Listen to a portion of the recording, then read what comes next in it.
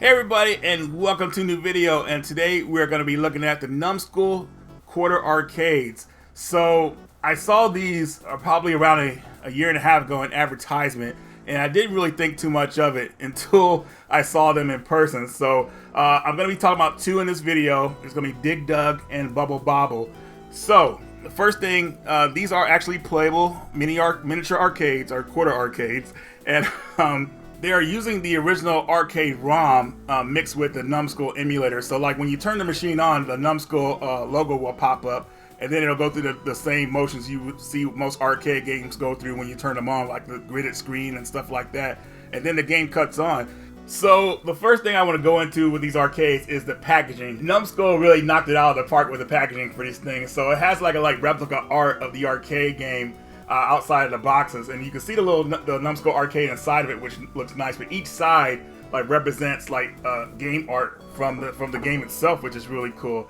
It's just really outstanding, because like if you don't have these things displayed and you want to put them back in the box, they still look nice just sitting in the boxes, like nice and neat. So kudos for them on doing that. And these boxes have handles on them, so you can carry them around pretty easy. So these quarter arcades are pretty much the quarter of a size of a real arcade.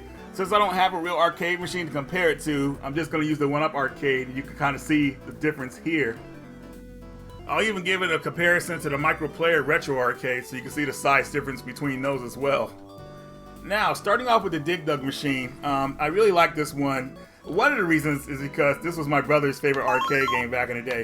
Now, he doesn't play games anymore, but still, like, just seeing this has brought back memories of seeing him play this game a lot back in the day, so I thought it was really cool. I really feel like Numskull did a good job of replicating the original arcade game, besides the buttons being a lot smaller. But other than that, I really like that it has a light up marquee on it. I like that you can actually access dip switches in this game, so pretty much if you want to make the game a bit easier, or you want to add demo sound effects, and that means pretty much if you have the game sitting in idle mode, it'll play sounds and stuff like that as the game goes through its demo mode, which is pretty cool, what you would see in arcades back in the day. So these arcades come with a USB cord to charge the battery, and if the battery fully charged can last up to 4 hours. And also on the back of it, you can control the volume of it with a volume dial, and these things actually get pretty loud, so I thought that was cool that it had like good speakers on it.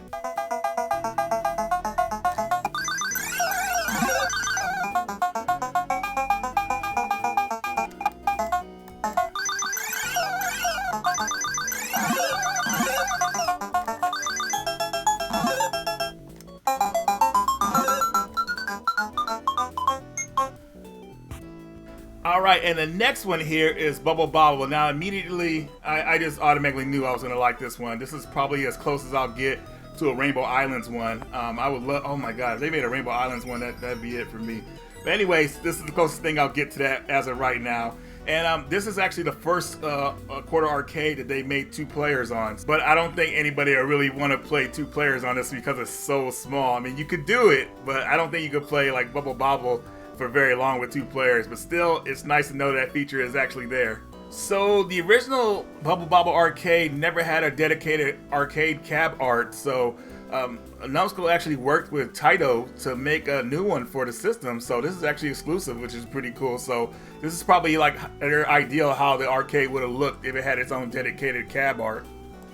So just like with the Dig Dug arcade, the Bobble one comes with dip switch options, which allows you to like change the demo mode and sound effects, and also make the game easier or harder, which is really nice.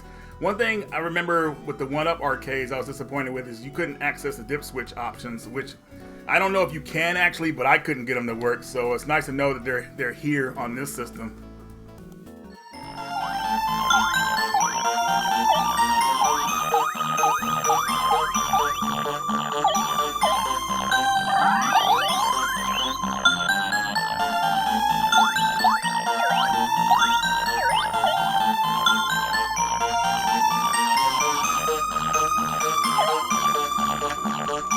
Alright guys, so I really gotta give it up for Numskull Arcade, man. They really did a good job with making these machines.